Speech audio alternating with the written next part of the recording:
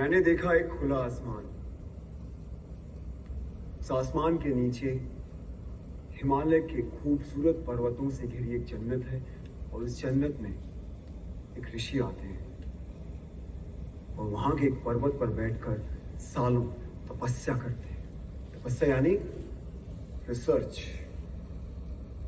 वो रिसर्च करते हैं ताकि उस जन्नत से ज्ञान की गंगा बह सके। उन ऋषि का नाम था ऋषि कश्यप, और उन्हीं के नाम पर इस जन्नत का नाम रखा गया Kashmir. Good opening, very inclusive. फिर मैंने देखा शंकराचार्य केरला से पैदल चलते हुए कश्मीर पहुंचे। केरला से कश्मीर जी, उनके पास कोई पुष्पक विमान नहीं था, सो ही लिटरली वॉक्ड। और उन्होंने हिमालय की गोद में बैठकर सालों रिसर्च किया, क्योंकि फिलॉसफी पे वो जो रिसर्च कर रहे थे वो सिर्फ जन्नत में संभव थी, यानी कश्मीर में। जैसे हमारे यहां से best researchers, scientist, students higher education के लिए फॉरेन जाते हैं, उसी तरीके से भारत के कोने कोने से best of the minds Kashmir पहुंचे और अपने अपने स्पेशलाइजेशंस के पंडित बन गए। पंडित लाइक का पीएचडी। मैंने देखा अभिनव गुप्त और उत्पल देव फिलॉसफी पर रिसर्च कर रहे हैं, लोगाक्षी एस्ट्रोनॉमी पर। He was the first astronomer in the world. Charak और वाग्भट आयुर्वेद पर, Sushrut medical science, Panini grammar, Vateshwar trigonometry, Suyya hydraulic engineering, Jain Bhatt law, Kalidas और Rudrat Sanskrit literature, Bhama aesthetics, Sharangdev musicology, Vasugupt और Somanand Advaita, Kalhan history, Vishnu Sharma moral science, Panchatantra उन्होंने लिखा। मैंने देखा राजा ललितादित्य के शौर्य और पराक्रम को, मैंने सुना ललेश्वरी के वाक को। ये जो फिल्में, टीवी, थिएटर, वेब सीरीज, यानी जो कुछ भी हम नेटफ्लिक्स पे देखते हैं, ड्रामा, इस ड्रामा की साइंस यानी नाट्य शास्त्र, जिसे 5वां वेद भी कहा गया है, उसे भरत मुनि ने कश्मीर में ही लिखा। मैंने देखा धीरे धीरे इन हजारों लाखों पंडितों ने कश्मीर को असली जन्नत बना दिया। Kashmir became the seal of quality. इसीलिए ग्रीक्स ने कहा था Kashmir is the cradle of civilisation. Kashmir first millennial की सिलिकॉन वैली थी। ये सब mythology, it's all a lie. Bingo. Don't worry, I think this is all a build-up. ये झूठ है, और मुझे भी लगता है, क्योंकि हमें तो किसी स्कूल में, कॉलेज में या फिर मेन स्ट्रीम हिस्ट्री की बुक में ये सब नहीं पढ़ाया गया। क्यों मैम? ये झूठ है ना, अभी तो नहीं पढ़ाया होगा। लेकिन अगर ये झूठ है तो फिर बुद्धिस्ट कश्मीर क्यों है? नागसेन और रवि गुप्त क्यों है? वो इसलिए आए क्योंकि Kashmir was the centre of knowledge.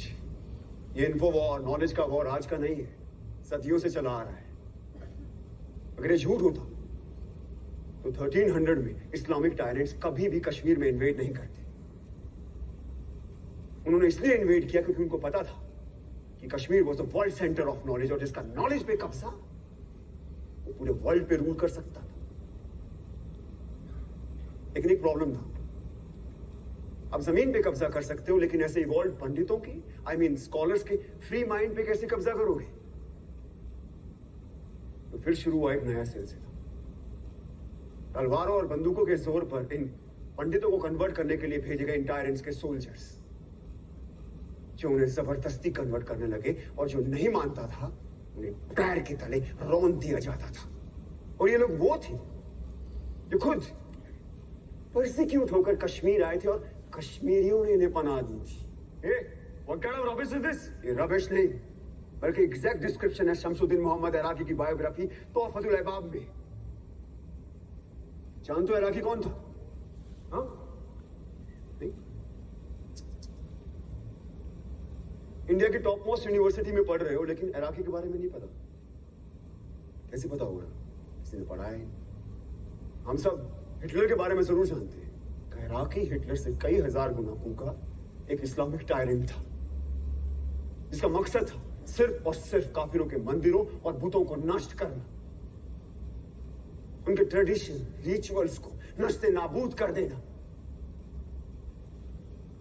पंडितों की इनोवेशंस को खत्म कर देना। मुझे अभी भी किसी ने बोला, कमान डूड, नाजीज हर रोज 1000 जूस को मारते, तो मैंने तो नहीं सुना कभी कश्मीर में ऐसा कुछ हुआ हो। तो अब सुनो, इराकी और उसके पीएम मूसा रैना के कहने पर हर रोज 1500 से लेकर 2000 काफिरों को पकड़ कर लाया जाता, उनके जनेऊ काटे जाते, उनसे कलमा पढ़वाया जाता, उनका खतना यानी सर्कमस्टेशन कराया जाता और उनके मुंह में जबरदस्ती बीफ डाला जाता। और ये काम करते थे उनके सैनिक, जिन्हें हम सूफी और दरवेश के नाम से जानते हैं। हिटलर ने कॉन्सेंट्रेशन कैंप्स का इस्तेमाल किया और इराकी ने कहरान और जबरान का, यानी फोर्स एंड कंपल्शन। इसका डिस्क्रिप्शन किसने किया? खुद इराकी के बेटे ने। And if you want the original manuscript, it is available in Research and Publication Department of Jammu and Kashmir State under extraction number 551. Must read.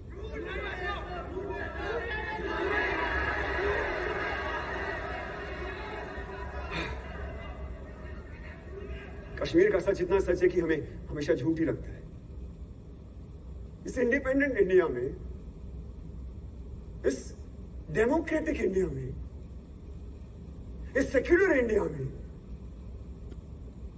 उन्हें एक बार फिर तलवारों और बंदूकों के जोर पर मार काट के निकाला गया। गलत चले,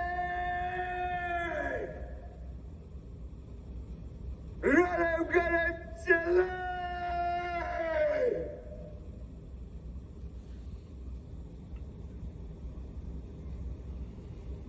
इसका मतलब जानते हो क्या होता है? रलिंग मतलब कन्वर्ट, सलिंग मतलब रन, कलिंग मतलब डाई। अपना धर्म बदलो, भागो क्या मर जाओ। ये उनका 7th एक्सोडस था और इस बार मामूली एक्सोडस नहीं था, इस बार था जेनोसाइड। और कहानी यही खत्म नहीं हुई। उन लोगों का एक बार फिर जेनोसाइड हुआ, जो ना इराकी ने किया, ना टेररिस्ट ने किया और ना स्टेट ने। जो किया हमने और आपने, आपने आप सबने, जब हमने उन्हें अपने दिल और दिमाग दोनों से निकाल दिया। और ये था रियल जेनोसाइड। ये सब झूठ है। There was no real genocide. We don't want your fake propaganda. Listen Krishna, जो तुमने देखा वो बताओ, ज्ञान मत पेलो। जो हमने पढ़ा नहीं वो हिस्ट्री नहीं, जो हमने देखा नहीं वो हुआ नहीं, तो कश्मीर में जेनोसाइड हुआ ही नहीं। और कोई सच बोले तो ज्ञान मत पेलो। Now he'll prove his own hypothesis wrong. I don't bet on ordinary horses. अरे जिस नॉलेज के लिए कश्मीर क्रेडल ऑफ सिविलाइजेशन कहलाता था, कभी हमने उसने नेशनल हेरिटेज की तरह समझा ही नहीं।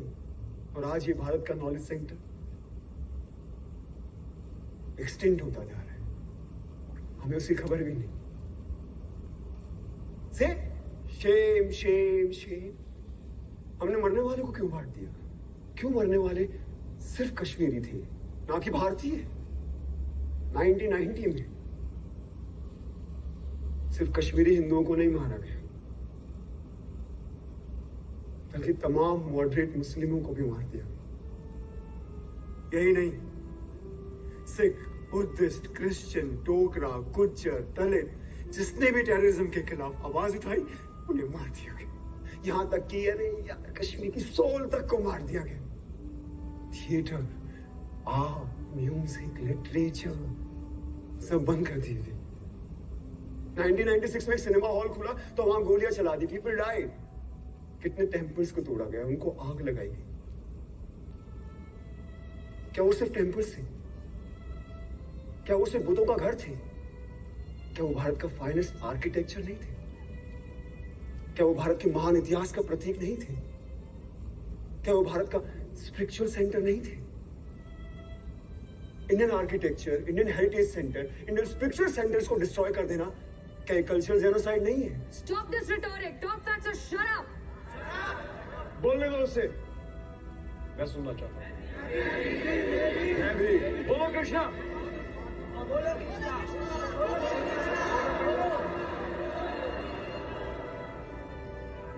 बिट्टा ने ओपनली टीवी इंटरव्यू में एक्सेप्ट किया कि उसने 20 मासूम लोगों को मार डाला। अरे जिसने दिन दहाड़े एयरफोर्स ऑफिसर्स को मार डाला उसे इंडिया के टॉप मोस्ट ऑफिस में इनवाइट किया जाता है। क्या ये एडमिनिस्ट्रेटिव जेनोसाइड नहीं है?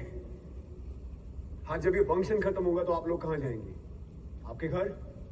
और हमें हमारे घर जाने से किसका बाप नहीं रोक सकता। लेकिन क्या कश्मीरी पंडितों को वापस अपने घर कश्मीर जाने का मौका मिलेगा? Is this justice?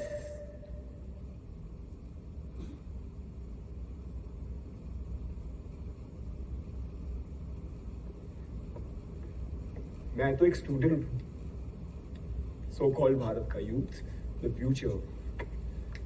मैं दुनिया के बारे में ज्यादा जानता नहीं, लेकिन इतना जरूर जानता हूं कि जिस राष्ट्र में राइट टू जस्टिस नहीं, वो राष्ट्र कभी विश्व गुरु नहीं बन सकता। राधिका, प्रोफेसर राधिका मेनन, आपने एक बार मुझसे कहा था कि हर कहानी में एक विलन होता है।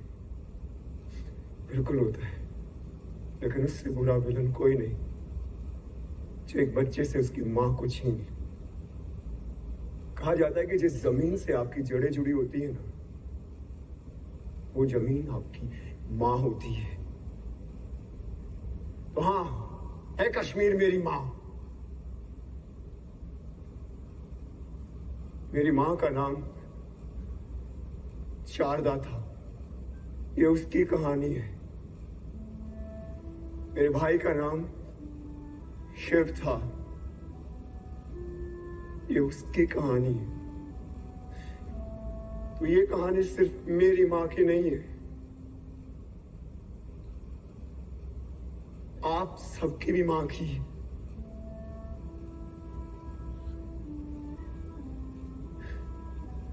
तो आइए हम वो देखते हैं जो मैंने आज से पहले कभी नहीं देखा।